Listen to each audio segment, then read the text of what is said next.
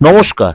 আজকে বিশেষ কিছু আলোচনা করব এবং কিছু গ্রহের ট্রানজিটে কিছু রাশির উপর কি এফেক্ট। আমি সবসময় বলি যে যখনই কোনো গ্রহ ট্রানজিট করে তখনই সেটা কিন্তু সমস্ত রাশির উপর একটা পজিটিভ বা নেগেটিভ ইম্প্যাক্ট তৈরি করে। ৯টি গ্রহের মধ্যে আমরা কম বেশি ৯টি গ্রহ জানি, কিন্তু আমরা জানি আরো ৩টে গ্রহ আছে। যাই হোক, আমরা যেগুলো আমাদের সাথে পরিচিত সেই ৯টি গ্রহের মধ্যে সূর্য হচ্ছে সব গ্রহের রাজা। ১৪ই মার্চ সন্ধে ৬টা ৫০ মিনিটে ১৪ই মার্চ সন্ধে ৬টা ৫০ মিনিটে সূর্য মীন রাশিতে প্রবেশ করবে। মীন রাশিতে সূর্যের গোচরের কারণে বুধাদিত্য এবং শুক্রাদিত্য রাজযোগ হবে এবং চতুর্গ্রহী যোগ তৈরি হবে।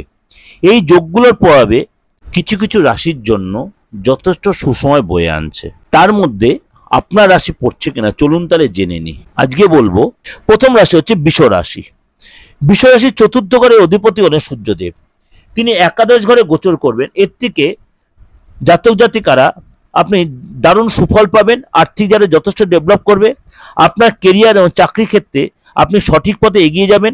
বিদেশে কোনো কাজ করা বা বৈদেশিক কোনো গুড নিউজ আপনি পাবেন। শুধু আপনার সামনে যে সুযোগটা সেটা প্রপার ইউটিলাইজ করার চেষ্টা করুন, অর্থাৎ নেগলিজেন্সি করবেন না বা নিজের মধ্যে অহংবোধটা আনবেন না। বাড়িতে পরিবারে মনোরম পরিবেশ থাকবে, পারিবারিক আরাম আয়েস এবং সুযোগ সুবিধা আপনি যথেষ্ট সেটা উপভোগ করতে পারবেন। এটা কিন্তু আপনাদের কাছে ওভারঅল একটা প্রেজেন্ট আমি করলাম। অবশ্যই এটা আপনাদের ভালো লাগছে বা ভালো লাগবে, কেন সূর্যের এই ট্রানজিট হওয়াতে বুধাদিত্য শুক্রাদিত্য যে এবং যে যোগ তৈরি হচ্ছে, এটা আপনার চতুর্গ্রহী যোগ তৈরি হচ্ছে, এটা কিন্তু আপনাদের প্রত্যেকের ক্ষেত্রে কিন্তু যে রাশি বলে প্রত্যেকের জন্য কিন্তু যথেষ্ট ফলপ্রদ। অবশ্যই ভালো লাগবে। আর যদি যোগাযোগ করতে অবশ্যই বুকিং ফোন করে নেবেন 89109733। এরকম প্রোগ্রাম দেখার জন্য অবশ্যই চ্যানেলের সাথে জুড়ে থাকুন, সাবস্ক্রাইব করুন, নোটিফিকেশন অন করুন, যাতে লোকে শেয়ার করুন। নমস্কার, ভালো থাকুন।